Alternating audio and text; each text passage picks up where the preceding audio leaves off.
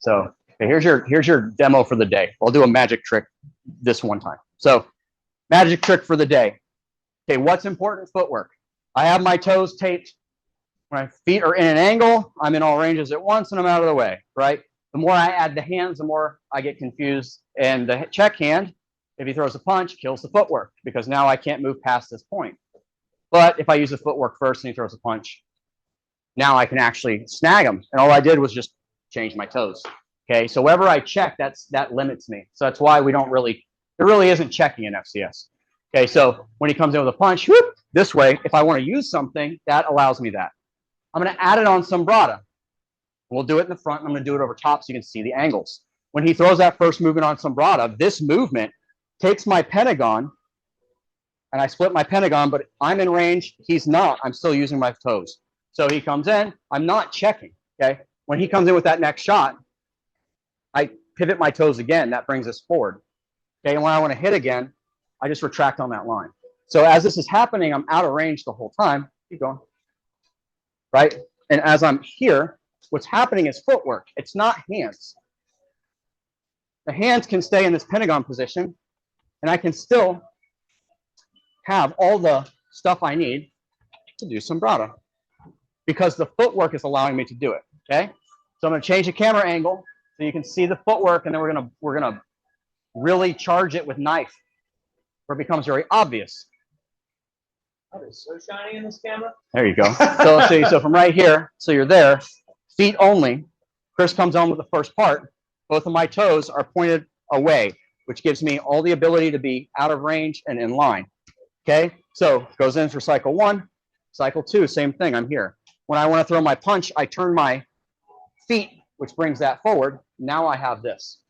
When I want to go low, I can retract on that line, and I'm here. So when we cycle it, the footwork becomes important, not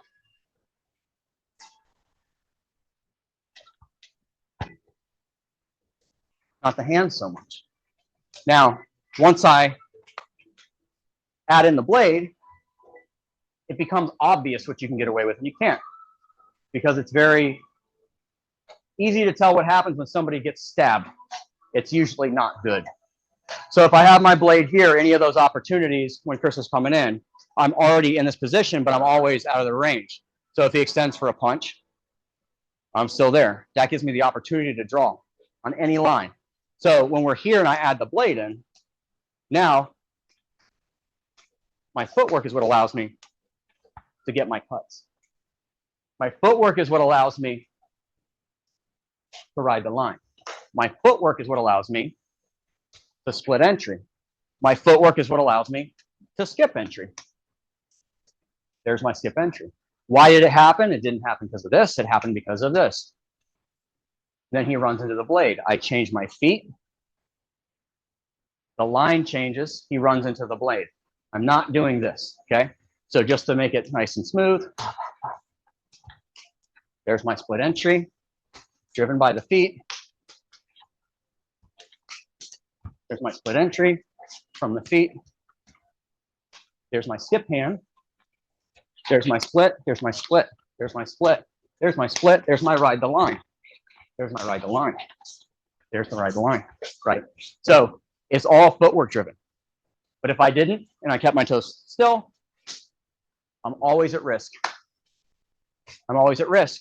Even if I cut him and I'm successful, I'm still in range and he can draw. And I'm dead. Same movement again. Even if I cut him and I angle my toes, he can draw and he can't get to me. Boop, right?